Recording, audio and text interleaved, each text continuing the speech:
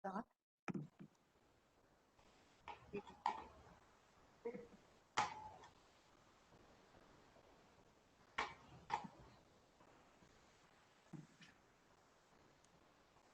Very good morning to one and all gathered here. I, Professor Deepika S., Branch Counselor, IEEE Student Branch, the National College, Jayanagar, deem it a privilege to welcome you all for this webinar on emerging technology trends in e-mobility. I deem it a great honor to introduce our speaker of this session, Lata Chamrakalam, ex-VP, Robert Bosch. With a strong education background in BE Electronics and Instrumentation from Trivandrum, she has served in the industry for more than 2 decades in companies like Robert Bosch, Siemens Information System Limited, and BHEL.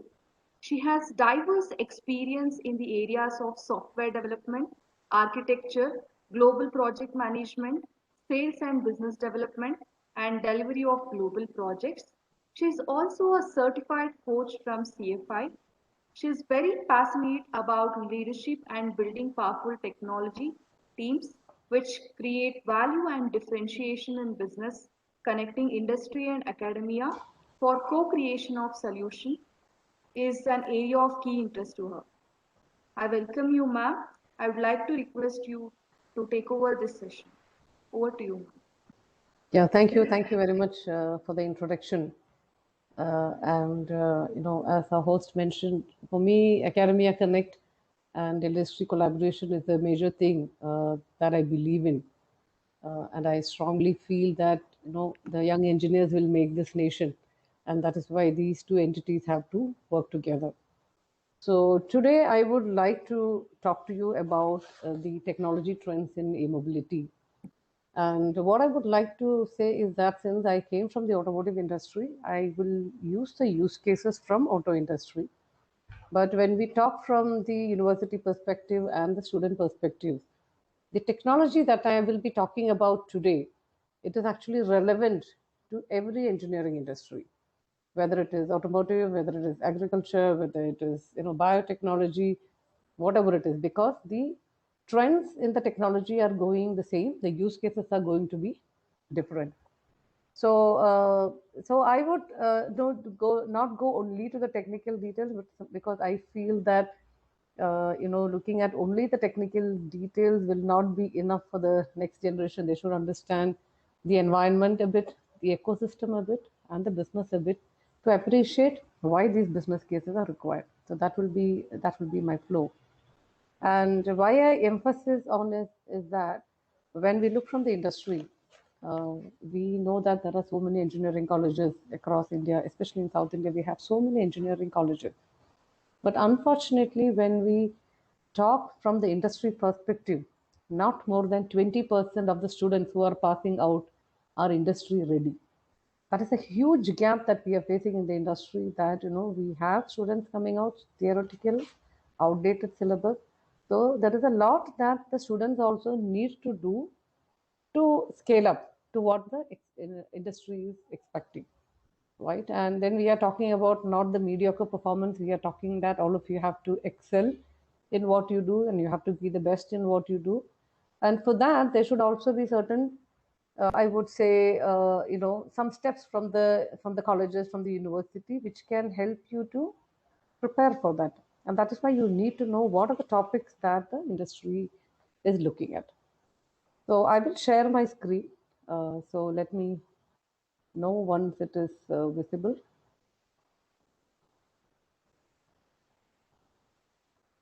Can you see my screen? Hello?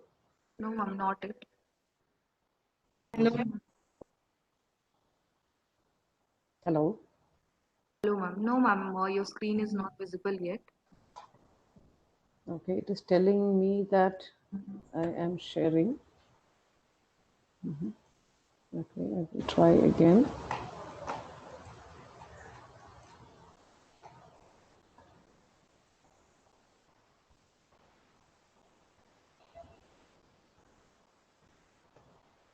You tell me if you can share. I've unshared and shared it again. Yes, ma'am. Yes, ma'am. It is visible now. Okay. So what I would do is, I think many of the times when I do the meetings, everybody tells me that they have bandwidth issue.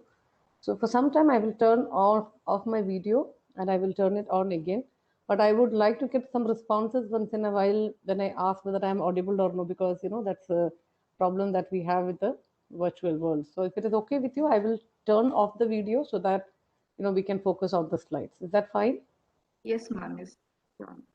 Okay. So you can still see my screen, right? Screen is still visible. Yes, Okay. ma'am. Yeah. Okay. So what I would do is I would like to start a little bit about the evolution of the mobility itself, right? So the history of the electric vehicles, they started in early 1800s, but only took off when Tesla entered the market. I am sure that all of you who are following the newspaper will know that Tesla has come to India. They will set up a plant. There's a lot being talked about the Tesla. So till Tesla came and started marketing and becoming successful, the electric vehicles were not so popular. I would say they were popular, but in less, very very less. But interestingly, we know that the electric vehicles had started in early 1800s itself, and the first of the vehicles that went on road with 100 kilometers per hour speed was this vehicle which is there on the left side of the screen. It was called La Jamais Contente, which meant the never contented. So this was actually designed by one of the French engineers, and this was one of the vehicles which was, launched on the road. So which means that electric vehicles were there for a very long time, and towards the end of the 19th century itself, it had actually, the way it was present in the streets of many countries.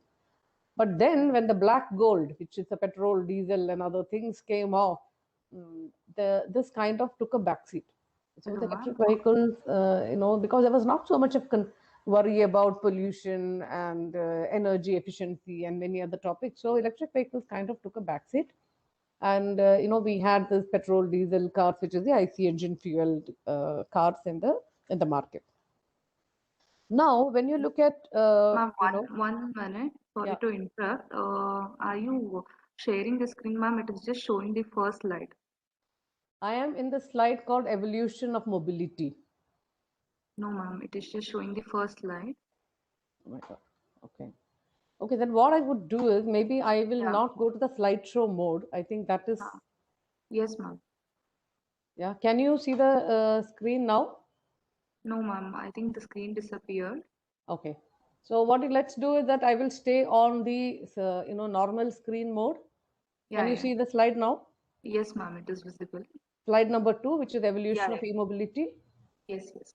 Okay, so let's stay with it. I think WebEx sometimes has this issue with the slideshow mode. Yes. Yeah, so what I was telling is now this particular car, which was designed a long back, had a pair of 25 kilowatt electric motors and 124 amperes battery and 200 volt 24 amperes 124 amperes battery. But now what is happening 120 years later, we are talking about different technology trend. So we are talking about automated here means driverless car. We are talking about connected cars, and we are talking about electrified cars, right? So this is basically the future, and the car manufacturers world over are pushing to bring out new electric car models and have big plans for the future.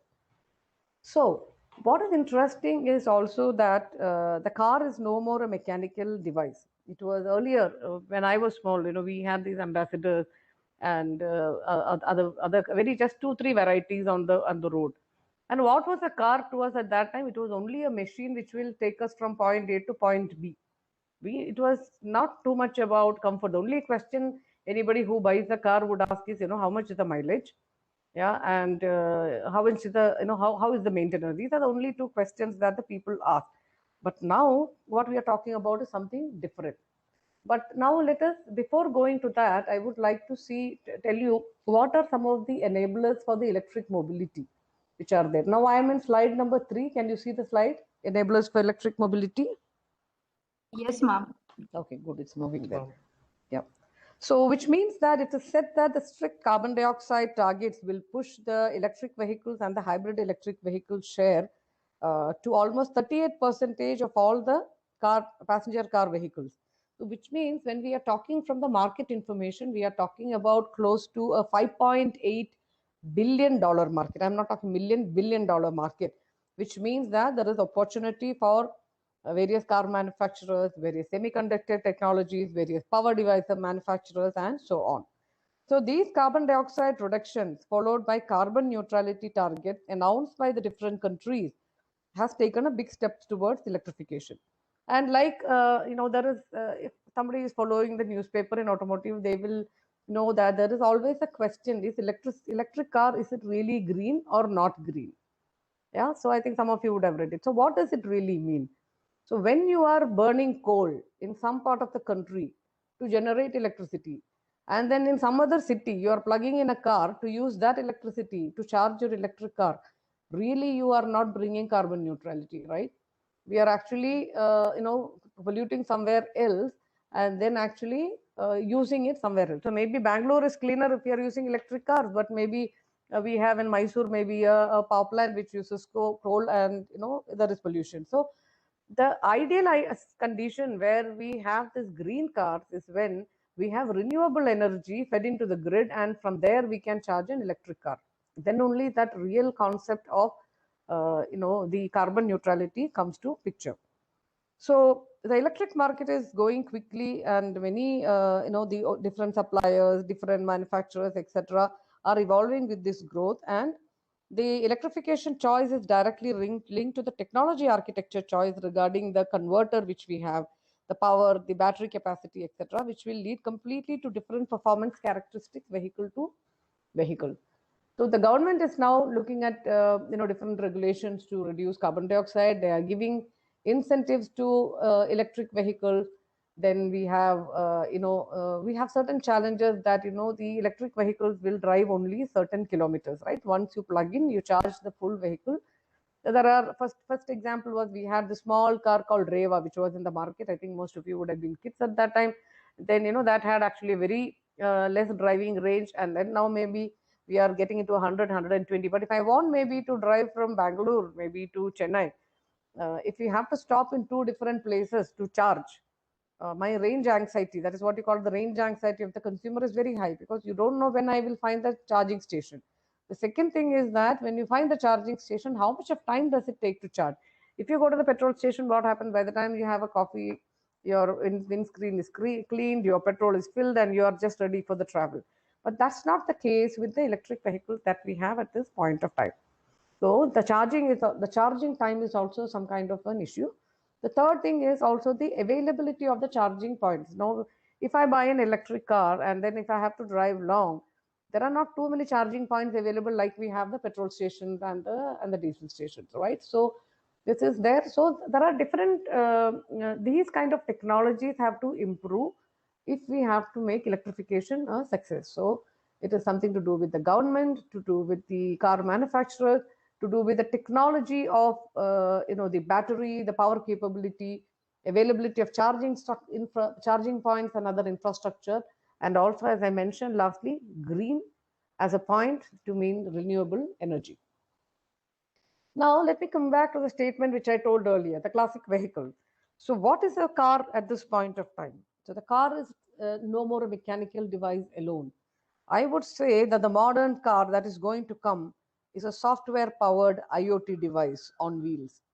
Yeah, so the car is only an IoT device. It can be treated like any smart devices that we have. And as the automotive industry transitions from hardware to software defined vehicles, the average software and the electronic content per vehicle is rapidly increasing.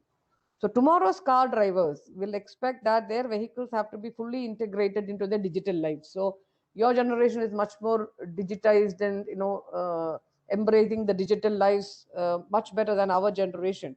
So what happens is that let's look at the smartphone. Let us look at the first phone I had. I had a Siemens phone way back, couple of decades back, and then it can be even used as a weapon. So it was so heavy, and it was it could never fit into a pocket, and we had so much of trouble but still we were excited because it was a new technology. But now you see the sleek phones which are coming in. Yeah, you can basically run your life using the phone, and I'm sure that new gen, the Gen X is different, but I would say that the Gen Z and the millennials are living on their smart devices, right? So the car, when it becomes a software device, this means that the boundaries that is existing between the automotive electronics and the consumer electronics will completely fade and disappear. And currently, when we look at any vehicle, I would say a modern car, I'm still not talking about Hindustan Motor Cars, but the modern car, software represent maybe 10% of the overall vehicle content today, right?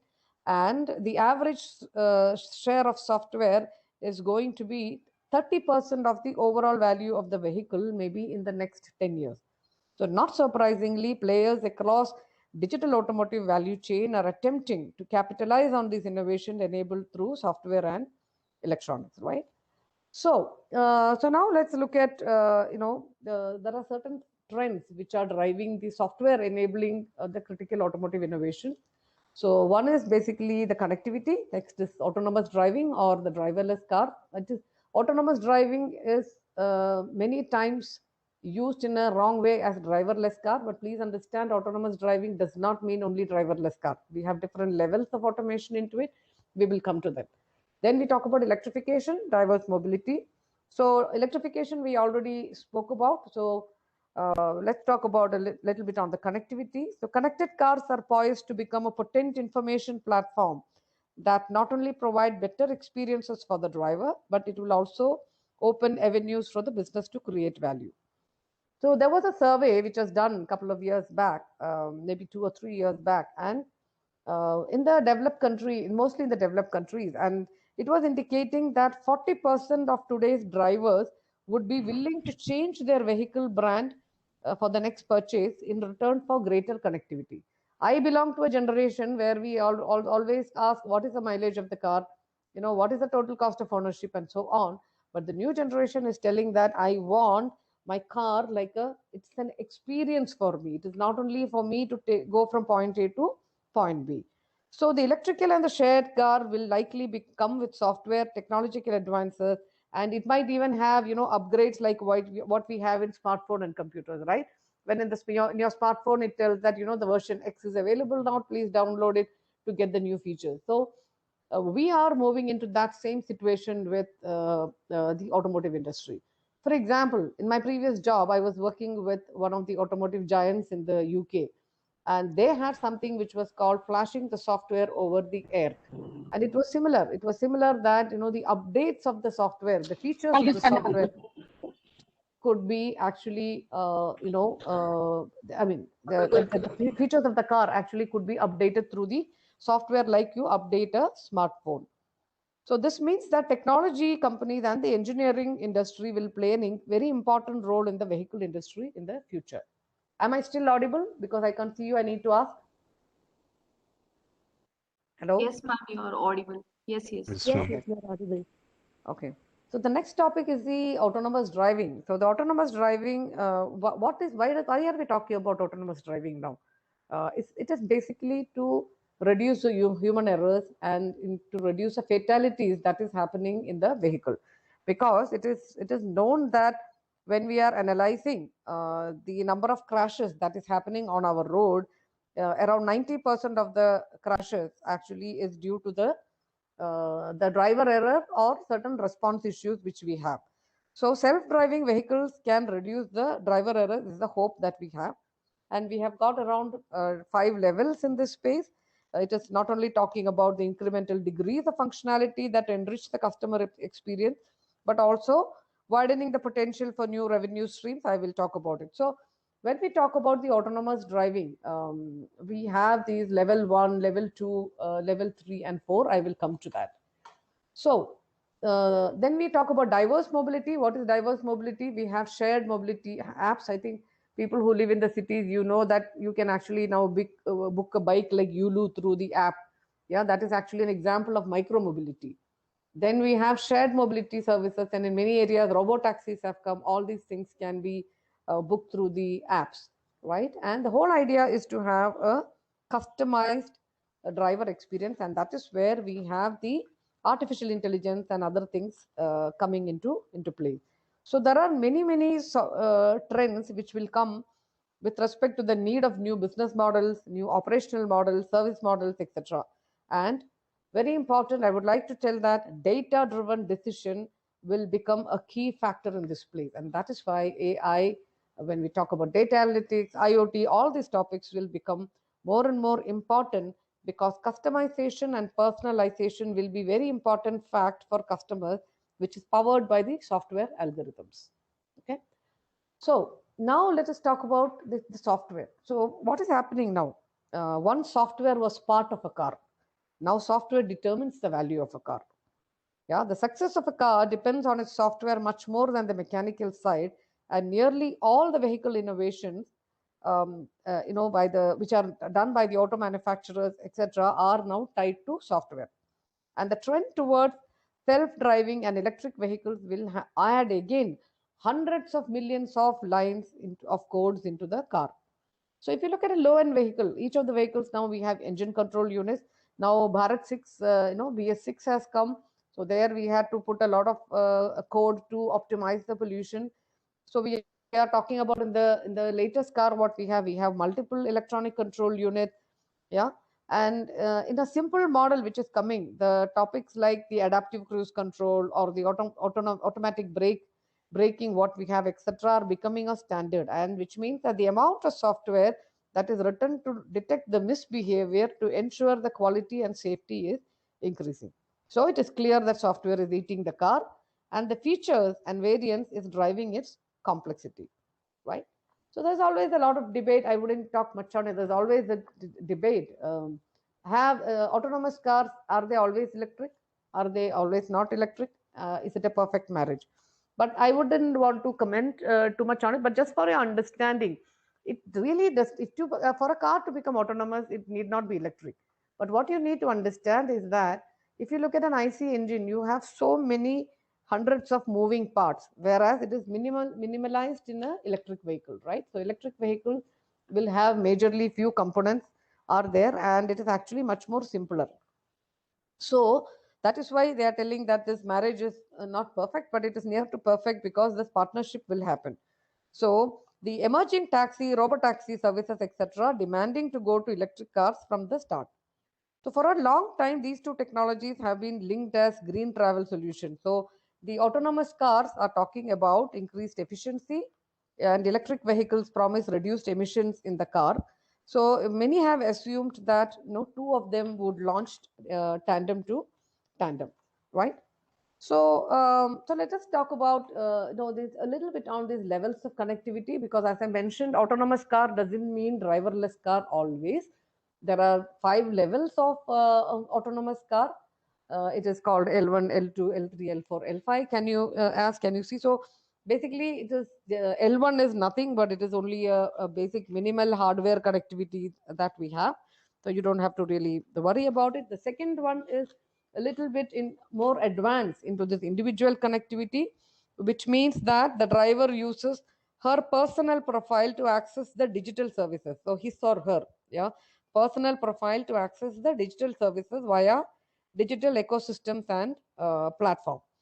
So let us, when we talk about it, then we have the level 3, which is a little bit more personalized, that all occupants enjoy personalized controls, maybe their own infotainment content, their targeted contextual advertising. So let us assume this way. Let me assume that I have a level 3 autonomous car, and I drive it at home, and maybe, my husband also drives it. Let us assume that way. So which means that maybe my height is 5'3" and his height is 5'8". We might have different kind of seat settings that you need, right? Because you can move the seat more forward and backward. I might like a temperature of 24 degrees, and he might like a temperature of 22 degrees, and the steering wheel position can be different. So what happens in the now current cars, we actually set it when whoever is driving will set it according to their convenience. But in the L3, these kind of things are automatically done, which means that using artificial intelligence, the car can understand which person is driving it, and it actually adjusts itself to the convenience of the person who is driving it. So this is what you call, this is an example of preference-based personalization. There's a whole lot of content in it, but this is something which you can understand. Now, when we talk about L4, L4 is a multi-sensorial live interaction. So all the occupants interact live with the vehicle and receive proactive recommendations on services and function. So I'll give some more examples on it. Sorry. And the last one is what we call as a virtual chauffeur, or what we call as a completely driverless car. And in my opinion, that to become very popular will take time, mainly because we are playing with human lives in this kind of technologies. So we need to be extremely careful. So now let us look at what are the emerging technologies. So this was the background. This was some of the ideas that you can understand why am I talking about these technologies. So this is not limited to 8, but I would like to maybe speak about 4 or 5 of them. So the emerging technologies are mostly the artificial intelligence, cybersecurity, cloud computing, 5G technology, blockchain, IoT, augmented virtual reality, and data analytics. And you need to note that these technologies do not exist alone in any vehicle. I'll give you examples on how it is, but each of them have to grow tandem with each other. But this is not the core engineering. The core engineering, let us assume now, from now onwards, let us assume that we have autonomous vehicle combined with electric vehicles and not with IC engines. Okay, so that will be the understanding. So the core engineering software, or the core engineering what we have, even the hardware mechanics, will be the control algorithms related to motor, battery, thermal management, simulation, etc. That is the core simulation. That is the core things which are required to run the vehicle, whether it is autonomous, driverless, L1, L2, L3. That's your core. And these are the other technologies are the one who are sitting on top of it. So let us look at some of the things one by one. So we will start with artificial intelligence. So I am on the slide number, on the artificial intelligence slide number 10. Can you see that? Yes, ma'am. Okay, so far are you with me or totally out of the world? So far fine? Hello? Yes, ma'am. All good. Okay, good. So now let's talk about artificial intelligence, and I would like to tell you use cases in 2 things. One is artificial intelligence, maybe when we talk about a pure electric vehicle alone.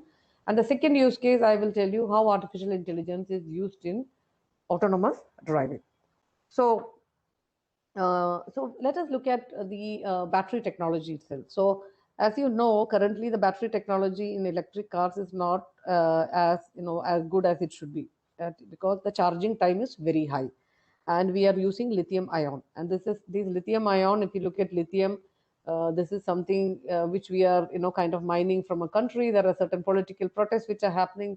So it is also forcing the industry to look at certain different materials for the battery technology itself. So that is happening. So artificial intelligence is actually speeding up the improvement by looking at what are the different materials that can be used for actually the making the battery instead of lithium ion.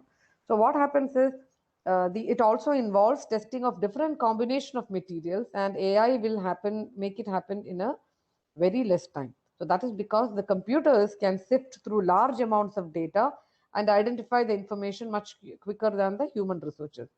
So there was one example I would like to say. There was an IBM project which was to develop a fast charging battery free of nickel and cobalt, a normal battery. Yeah. So this involved evaluating a set of around 20,000 potential compounds for battery electrolytes.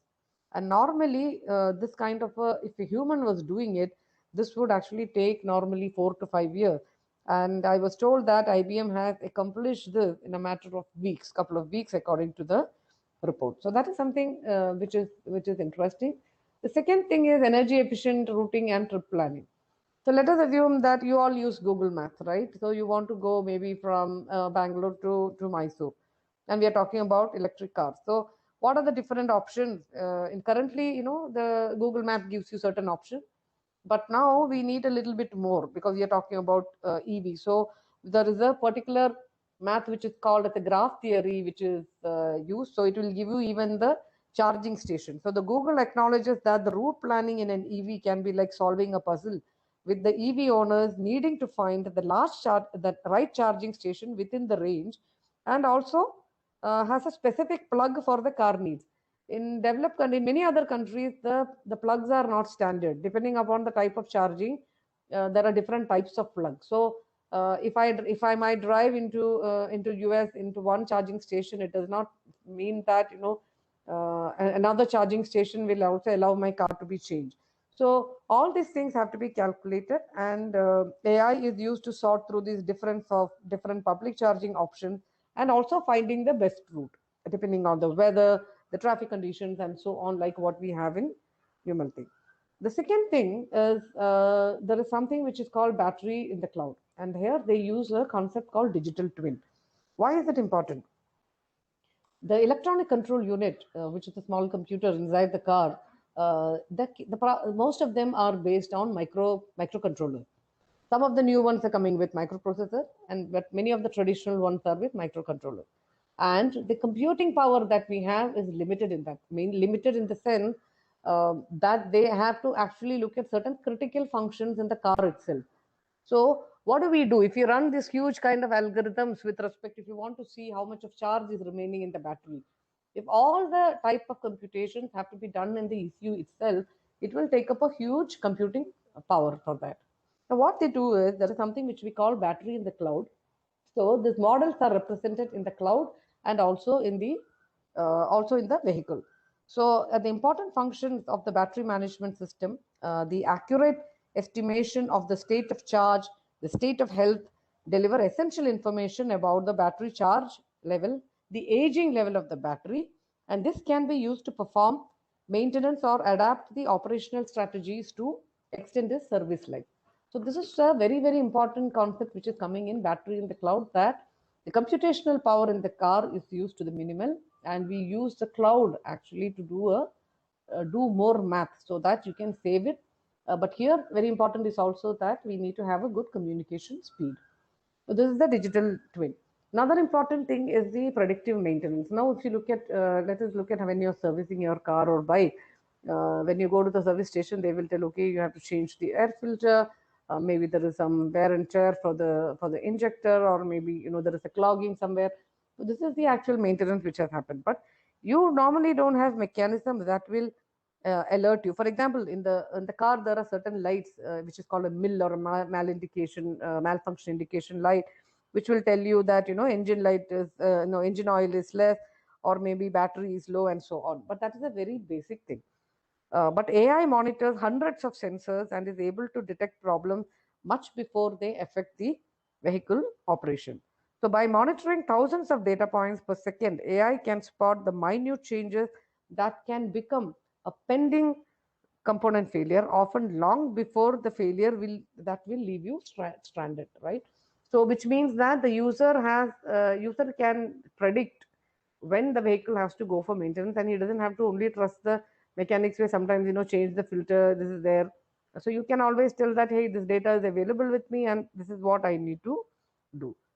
Another use case of artificial intelligence. Now, how do the electric vehicles charge in the future? Okay, now we have this electric, currently, suppose you have an electric charge, you have a plug in your garage, you plug it, you charge it, right? So where does it take the power from the grid? But as in when we are progressing, when we have much more electric vehicles on the road, they will be conditioned. The grid to vehicle load balancing and the charge scheduling is a very important thing. For example, normally when we have the peak usage time, maybe for example it is 7 to 9 in the morning, let us assume it's 7 to 9 in the morning, and everybody plugs their car into I mean, for charging. That's not a right option, right? Because that is a peak hour. And then what happens is there can be different charges for electricity, which means when you are using electricity in the peak hour, you could be charged extra. And maybe when you are using electricity in the low hours, you can be charged less.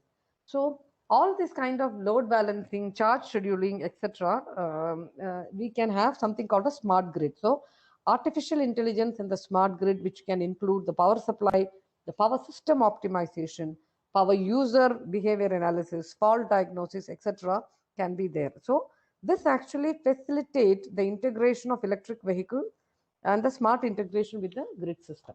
So these are some of the examples. I mean, if you look at now AI related topics, you will find hundreds of use cases in every field of engineering, and that's why AI is becoming very, very important. Now let us look at how does artificial intelligence play an important role in the autonomous vehicle.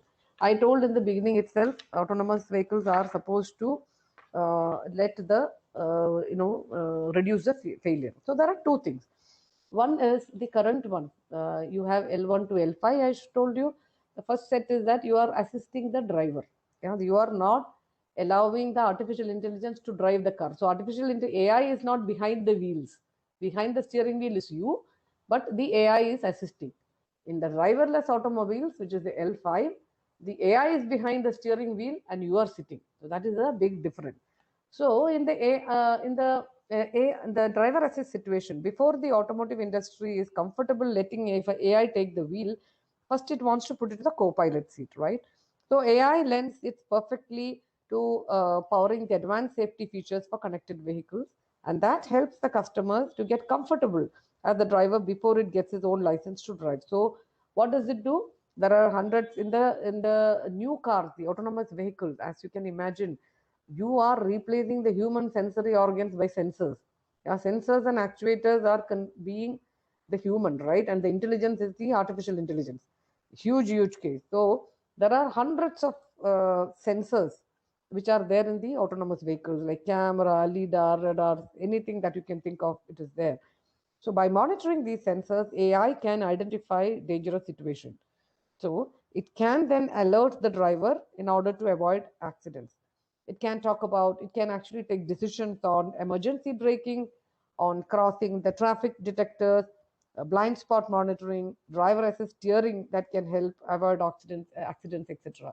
So these are some of the things which they can do when a driver is driving and when AI is just in a support mode. Now, when we talk about driverless automobiles, which is the end goal where we want to do, what is it? The mechanical muscle that is needed to control the vehicle steering, braking, and acceleration, has been there for maybe a century. But the thing is that the reason is that why we did not have driverless cars till now is because it did not have a brain. The vehicle does not have a brain, and the amount of computing power, the processing power that is needed to drive a vehicle is enormous.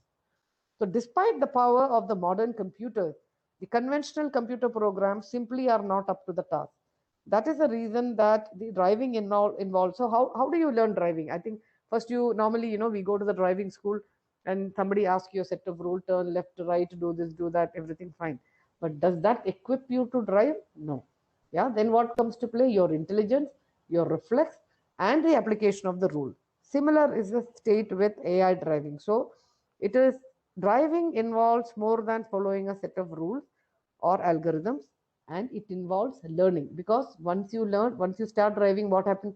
You keep on learning, and you become perfect in driving because you understand a different use case. When I brake in water, it happens. When I brake in ice, this happens. When I have this kind of a condition, you should do this.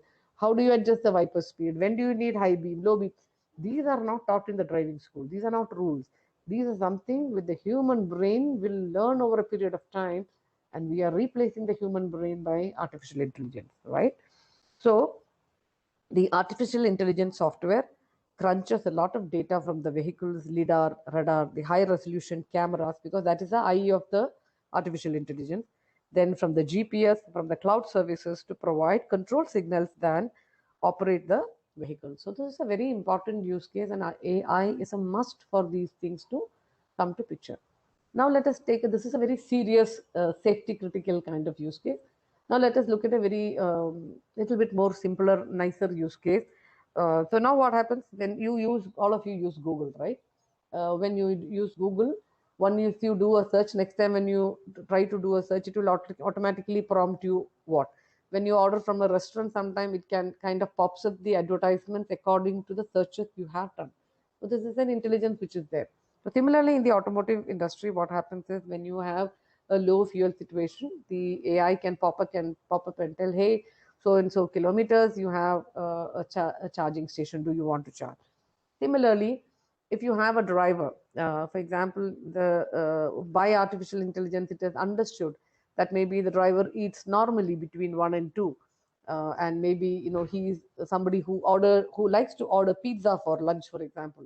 So the AI in the car is able to tell at that particular time, telling that, hey, there is a pizza, whatever, Domino's pizza or pizza corner, somewhere down the road.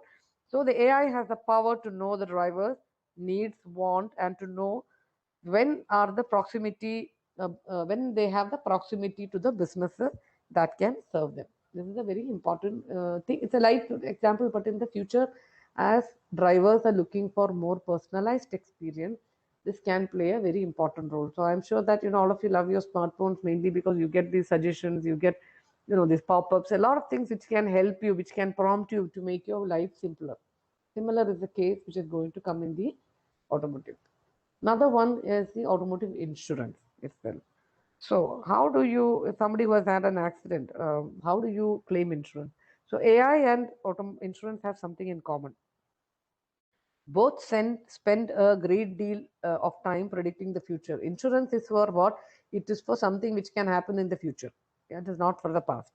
So, it is no surprise that the insurance has embraced the use of AI in car to help the risk assessment in real time. So AI does something like even it speeds up the process of filing claims when the accidents can occur, because the driver doesn't have to fill up forms and tells that these data were there, this person hit me there, because all this in the autonomous car, because you have the eyes, you have the eyes and ears of the car which is connected to AI. It is able to do it on the board. So AI kinds of levels the playing field for drivers, and instead of driving only on the driving history to set premium payment. When you do a premium payment, what happens? If you have made an accident, premium is more. You don't get a what is it, no claim bonus or whatever, right? So like that, many of these things, since it's automated, this becomes simpler in the future. Last but not the least in AI is driver monitoring, driver identification. Like when, like, you have this face recognition, I don't have to tell you what it is. So identifying by means of biometrics or face or whatever it is who is driving.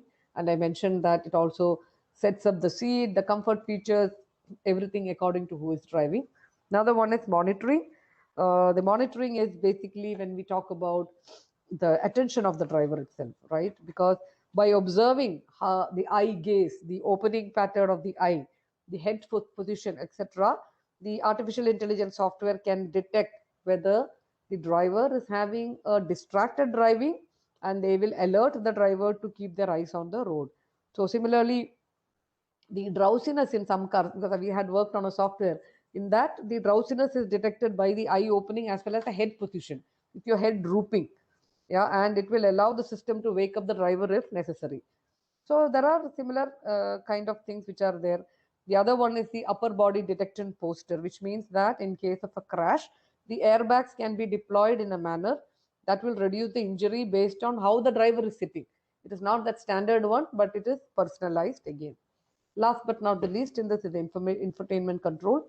So when you are driving, that some, now we have steering wheels which has got the up down button, changing the channels, etc. But now we are talking about like the old James Bond movies, right? Yet you have a display in the front and you show some gestures into the front of the stuff, and the software recognizes the simple hand gesture to allow the driver to control the infotainment system without taking their eyes off the road.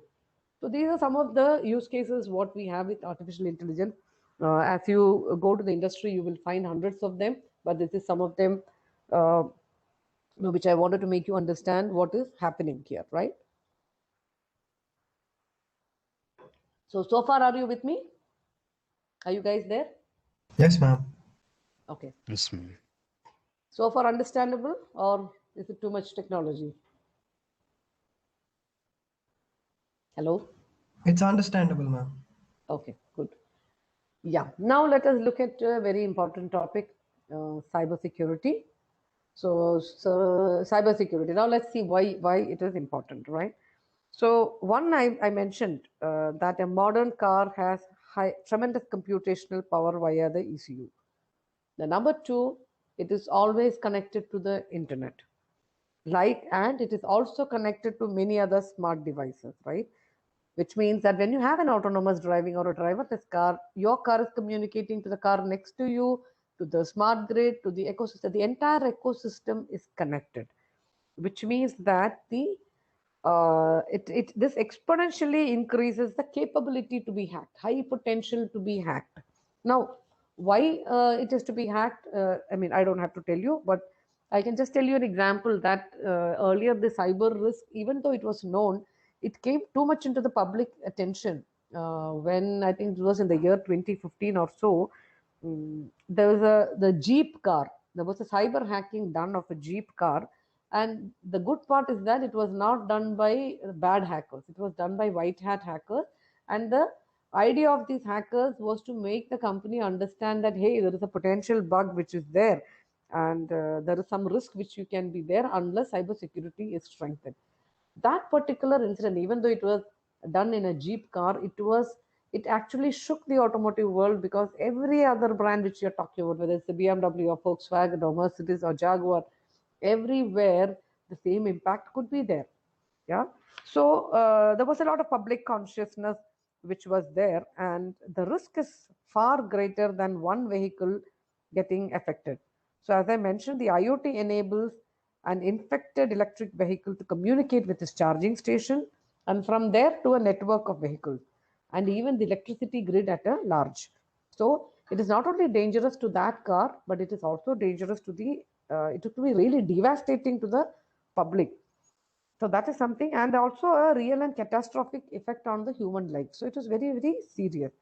So some of these challenges which are there, which is very commonly found, is one is that the hijackers could hijack the communication channels and manipulate the sensor readings, or wrongly interpret the road messages and signs.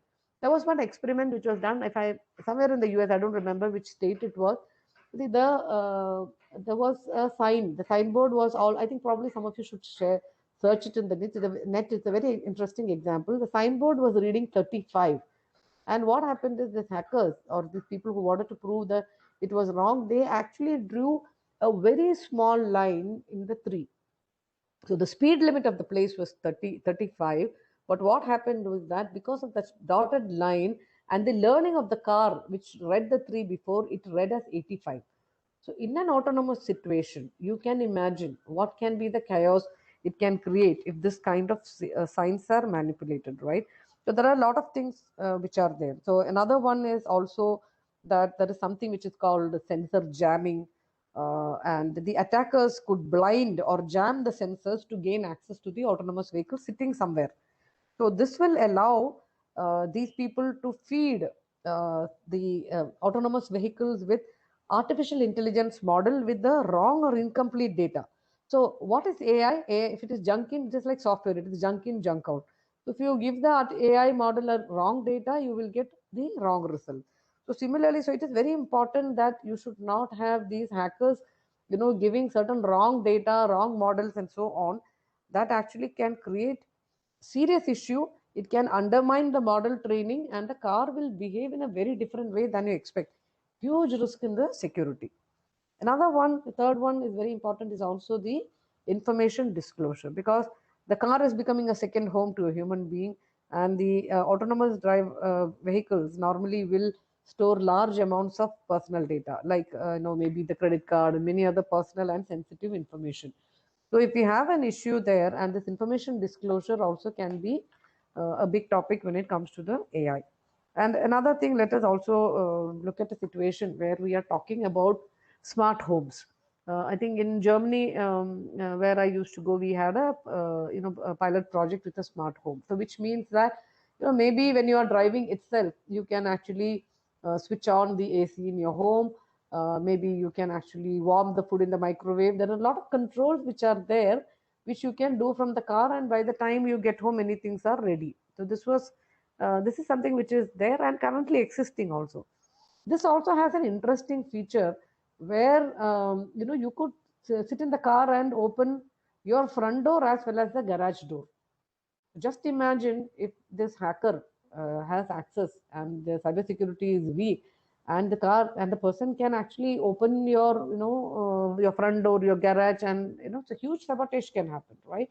So this is a huge risk which is there. So cybersecurity, even though we first initially we think about car, one car alone, but it is not a car alone. So cybersecurity is a very important and emerging topic, which will take where we will have millions of investment in the future. So the risk is because you have multiple ECUs in the vehicle, and as I mentioned, ECU to the external world, and it also, like in the case of digital twin, it can also affect the digital twin. There is many data processing in the back end also to the grid.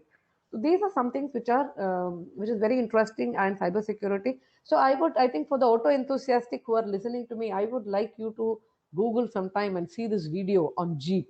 You check about Jeep 2015 cybersecurity. Very interesting use case. So you can see how cybersecurity. This is way back 6 years back, and at the rate at which the technology is advancing, we are very much ahead of it now. So now let's look at another important, interesting one. I'm sure the youngsters are all following the bitcoins, and the blockchain technology. The latest one, many of them are making money with it. But okay, so more than that, what is the blockchain technology? Some of you would know it, or some of you who don't know it, just to have a definition. It is nothing but a distributed ledger technology that holds immutable data, and very important that it holds data in a secure and encrypted way. So this technology does not have a master. It is a peer-to-peer and a decentralized technology. So there is no central authority to govern, and it provides complete transparency, complete privacy and security, and ensures that all transactions can never be altered. So this is a fundamental characters of blockchain technology which we use in the automotive industry. So now let's look at some use case. Let's not look into a very complicated one, but I think maybe I have already had too many use cases. So one is, you have this payment of data. So it is predicted that a car owner can even be a business owner in the future. So how does it occur? So you are actually collecting a lot of data from the atmosphere. For example, let us assume that you have the traffic information, you have many other information in your car, which actually you can sell to another car in the future, and that you can for that you can actually earn some data coins or bitcoins. So that is a possibility which can happen in the future, where the car owner can be something like a business owner. So similarly, when we talk about driving, currently we have so many payment systems that are kind of disconnected. Now we have a toll payment. When we are charging, you may have to pay. For parking, you need to pay. Car sharing, you need to pay. Car insurance, you need to pay. And many of them, they have very different gateways, right?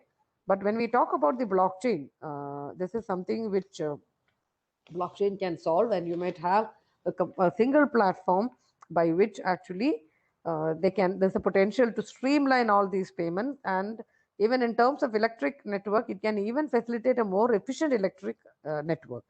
So this is one thing. Second one is, when we talk about ride sharing and e-transactions, we can use the blockchain. And the another one is the EV boost of energy, EV charging structure. I told you initially itself, when I talked about artificial intelligence, you can actually charge at different times, and this different times, depending on the peak load, can have different different, I would say, the different expenditure or different pricing for the power. The second thing is, which is coming in the future, is if you have charged your car fully and another car is not charged fully, through the microgrid you can sell your power to another person. So that is energy trading that happens between the electric vehicles, and especially in a critical load situation. So which means that here the EV owners should get the right pricing. So the automatically charging and processing payment is actually possible.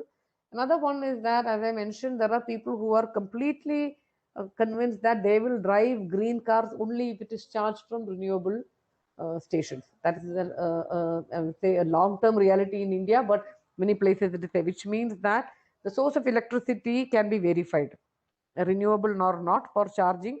And if the blockchain, for this, the blockchain has to be implemented across the power sector with a programmed preference for one over the other, and maybe you can even have a different pricing for that. So The payments can be verified and received instantaneously while the automatic confirmation. So these are something which is there, and I was saying that Geo is bringing up the global blockchain. So Geo's global blockchain network in India will be an opportunity for India as a country. So this is something which we will do, and let us. I wouldn't take much time because I think more than an hour is difficult. So let's look at 5G now. So I think that all of you would have understood a little bit on the cloud computing because it is very much connected to the artificial intelligence, cyber security, IoT, and so on. IoT anyway is the fundamental that we have. So let us look at the 5G technology. So the 5G is now coming in a big way in India also, and in autonomous cars. I mean, if autonomous cars have to come, 5G should be there. So what is happening now? The autonomous driving will dramatically strengthen the capabilities of the self-driving vehicle, and we need wireless communication technologies for everything, right? So when we look at the current 4G network, it is fast enough only to stream probably a high definition video content. The fifth generation electric wireless technology is supposed to connect almost everything around us in a very ultra fast, high reliable, and fully responsive network. So when we talk about the the autonomous car, I mentioned that autonomous cars cannot function independently. So this means that every car has to be connected to the other car. It has to be connected to the cyclist, maybe to the traffic station. To everything is kind of wired, and we are talking about human life. So we cannot wait that so many responses we need in a fraction of a second. So 5G has the characteristics such as low latency, and in later releases it will have ultra low latency, which means that data can be transferred with minimal delay, effectively as close to real time. It also has higher reliability, increased bandwidth, resulting in fast data transfer, and improved predictability that can make use cases commercially and technically viable. So, the 5G, what happens is now let us look at autonomous car. Can anybody guess what is the kind of data one autonomous car, how much of data it will generate in a week? Can somebody in the audience take a guess and tell me? Ma'am, in TBs, terabytes. Okay, another guess.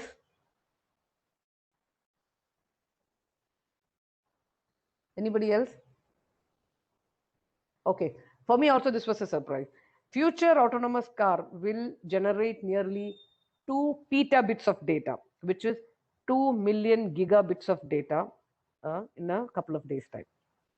Which means with an advanced Wi-Fi connection at home, it will take you 230 to 240 days to transfer 1 week worth of data from a self-driving car to a server.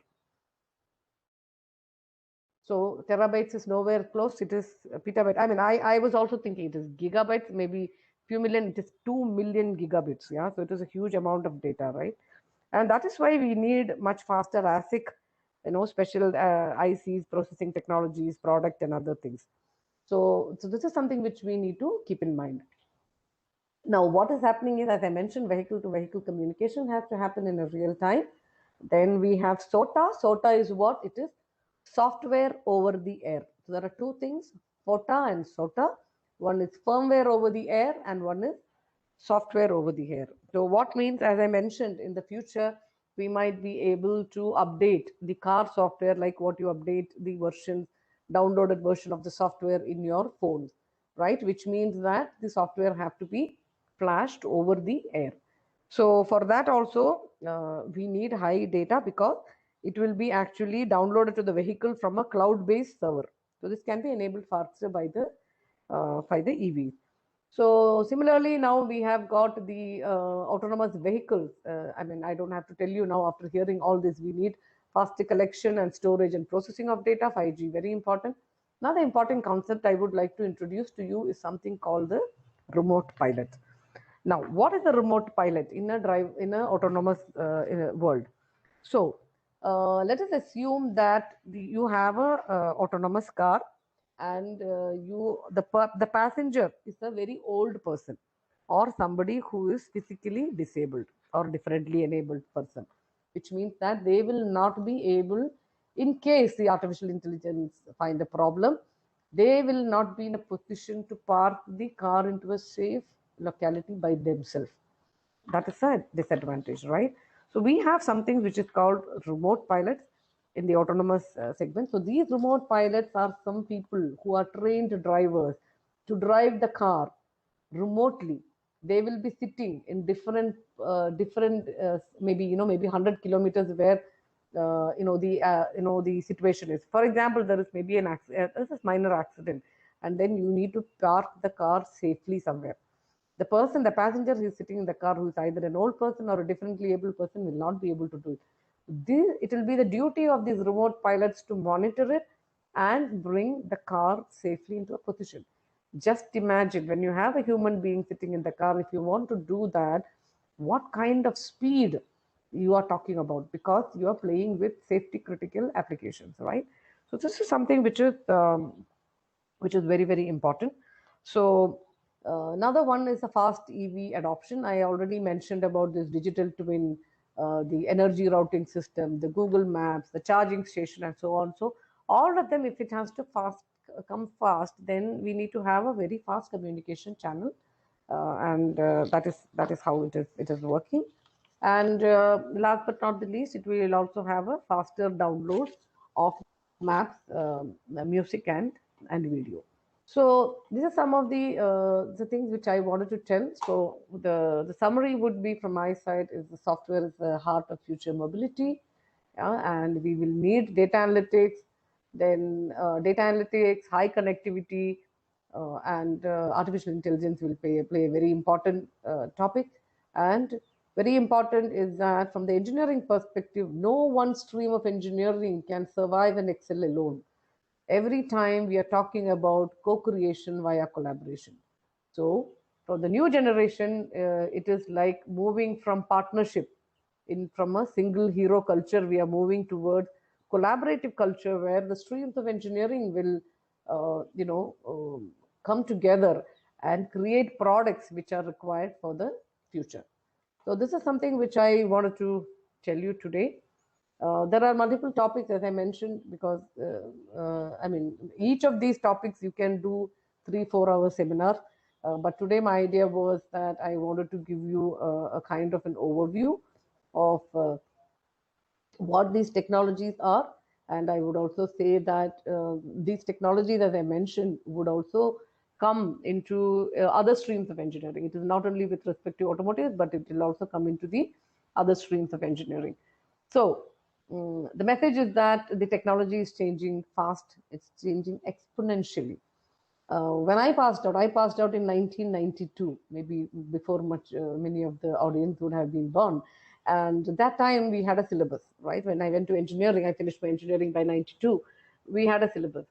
And I work with academia very closely. The rate of the change of syllabus is not that high.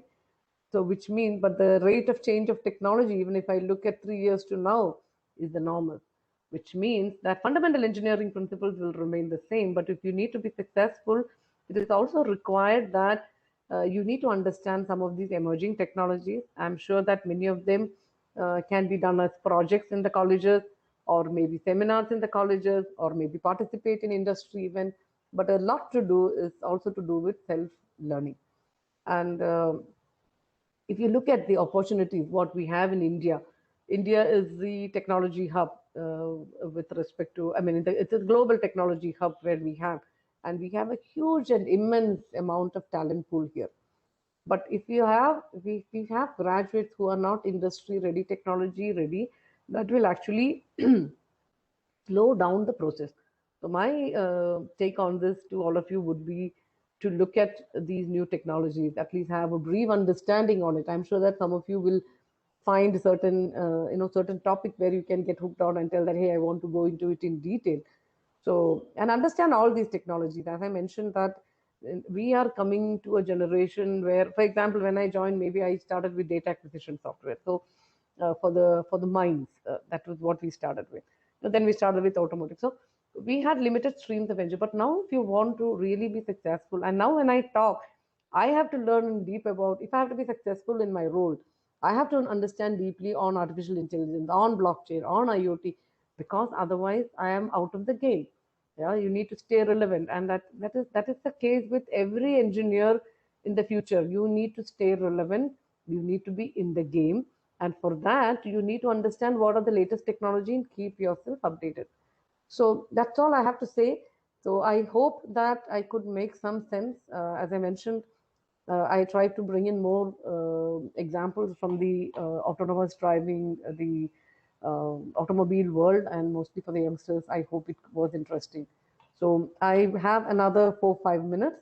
So if there is some questions that you need to ask or any comments, whether you liked it or not, or what could be changed, yeah, it is would be interesting. It would be interesting to hear your views also. Thank you. Is everybody there? Good afternoon, Lata ma'am. Okay. Am I audible? Yes, you are. Yes, ma'am. So we shall have a quick question and answer session. If anybody is interested to know anything or if you have any certain doubts, you can ask ma'am right away. We will spend about 2 minutes of time here on your question and answer. I All have right? one question in So the you can chat quickly box. put any kind of a question. Yeah, I have one question by Shivraj M on the chat box. It asks whether what if we move remote area where the network is weak, can we still use the AI features in the car?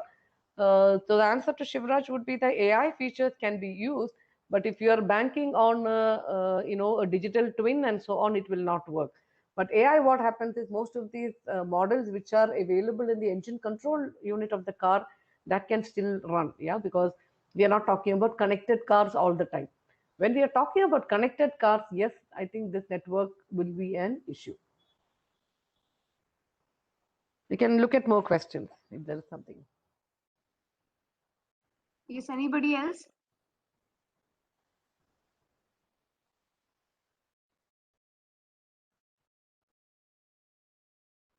So everybody is an expert now, so no questions.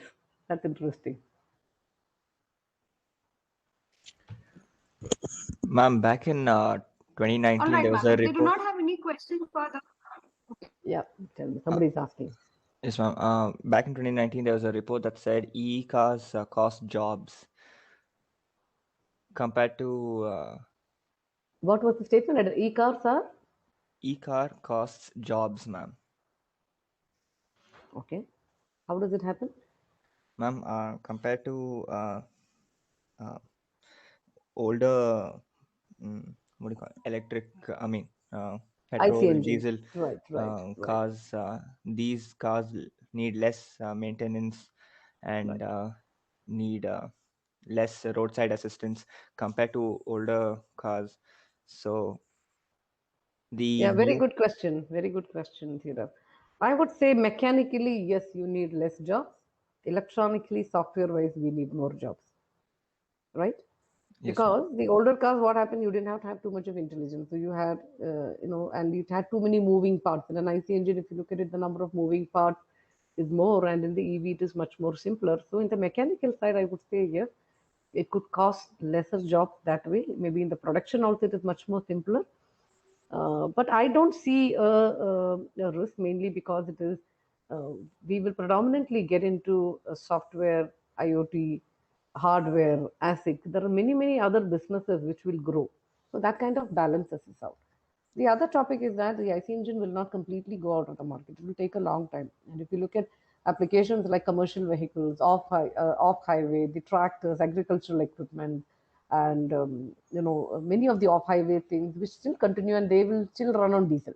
Yes, ma'am. Yeah, so it's not so easy to replace our black gold by complete electrification. They think it will take a long time, and yes, we will lose jobs in some areas, but it will create in some other areas. So it will be some kind of a balance.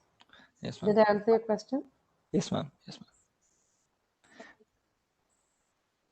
Ma'am, based on your observation, the industries today, I mean, colleges today, they do not teach you any of the things you said, like the coding or the software part of it, compared to how for the last Yeah. few years or the decades. The same portions, the same textbooks have been referred, materials. So we are learning whatever is being taught since decades, and that's not really helping us for the future. How would you suggest we upskill or we learn? Okay, I would take it into the, I don't know, I wouldn't tell that it will not help you. It is like that picture which I showed you. You have a core engineering and you have icing on the cake, right? So Yes, what ma'am. you are learning is the core engineering. So you have the cake to eat, not a problem. But what you need to build is the know-how on that. That is why when I talk to the professors, I always tell that choose projects in these areas, in these new areas. When we are doing a seminar, you have mini projects, you have big projects. In all that, try to choose topics in these areas. Second thing is that have contacts with the industry, yeah, and contacts with the industry, because industry is also looking for academy ready. And for example, in my previous job in Bosch, we used to conduct a lot of hackathons for colleges. So you Yes. can approach certain industries to tell that, hackathon. So even last week we had conducted some hackathon for students in joined along with IEEE. Yeah, this was a hackathon, and there were actually 600, 700 students participated, and the topic was on e-mobility, but different use cases of artificial intelligence and so on. We may not be able to learn everything, but I would say that pick up one or two on that, so that you are a little bit more industry ready. And many of these things, for example, AI comes as smaller. I mean, the basic understanding of AI is there in many online courses. It doesn't take you many hours to learn it, but it is much better than you facing an interview not knowing anything. You will have an edge if you know that, even if it's a small course, it knows that it shows that you have that learning aspiration, you have that learning ability, and you have a technology, you're technology savvy. That itself makes a difference. So I would say that take up some of these. We have, there are many websites which are available where they give you certifications. It doesn't cost you many hours and it doesn't cost you so much of money. So try to take some of this on your own, and your projects, your mini projects, your seminars, other things. Try to pick up from some of the new technologies. That would actually help. But some fundamental engineering has to be learned. Not, but some of the syllabus can be revised. I also agree. There are certain topics which are very old topics, which I don't know why we are still learning it. That is there, but I always tell it to the universities also. I'm hoping that some people make revision. For example, we had a tie-up with NITK in Kozhikode, and we introduced electrification as an elective. So they are industry, and then we told that fine, if you do the electrification well, then we can absorb some top students from there. So like that, there are initiatives which are happening. So the colleges also have to come forward and tell that, hey, can you do it with the industry? Maybe look at certain one elective paper is good. No, that time you can actually learn. And very important, request the colleges and appeal to the colleges would be to have industry speakers coming for certain lectures, because then you will understand what is happening in the industry rather than only a theoretical portion. Maybe ask somebody who's working on an EV to give you maybe a 1 or 2 hour lecture on how does the technology works itself. Like that, you can invite different people, maybe on a Saturday or whatever. I'm sure that many people in the industry are ready to come to do that, because all of us have spent so much of time in the industry that we all want to give back something to the young generation. Yeah. So I do talks almost every week with some college or the other, because I am passionate about it. I'm sure there are many of us who are willing to do that. Invite some of them. Maybe today is e-mobility, maybe tomorrow is something else. So get some time from the industry experts and not look at only the theoretical know-how. I know it was a long answer, but had to be done. Yes, ma'am. Understood, ma'am. Thank you. Thank you, ma'am. Welcome.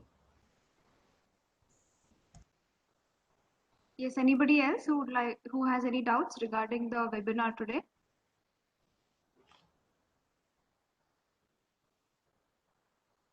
Well, if not, we will dive in straight into vote of thanks for today. A very good afternoon to everybody once again who's present here. I am Professor Sushmita, and who takes this opportunity to propose the vote of thanks on behalf of Department of Computer Science, the National College, Jayanagar. So we actually consider it to be our privilege to have Lata ma'am with us here today. We are indeed very grateful to you, ma'am, because you could make some time out for us. I really thank you very much. And also I believe that all participants here today have a lot to take back home. with respect and regards to emerging technology trends in e-mobility. So once again, a heartiest congratulations to all the participants and thanks to you, ma'am. Thank you. Thank you very much. And I have a request to the college who invited me. I would like to get a feedback from the student, because I would like to know what they could absorb and what they could not, so that it actually helps us to tune, what can be spoken, whether it all went in, whether use cases were useful, something like that. I would like to get a feedback. Okay. Thank you very much. Have a wonderful weekend and happy learning. Bye-bye. Thank you, ma'am. Thank you so much.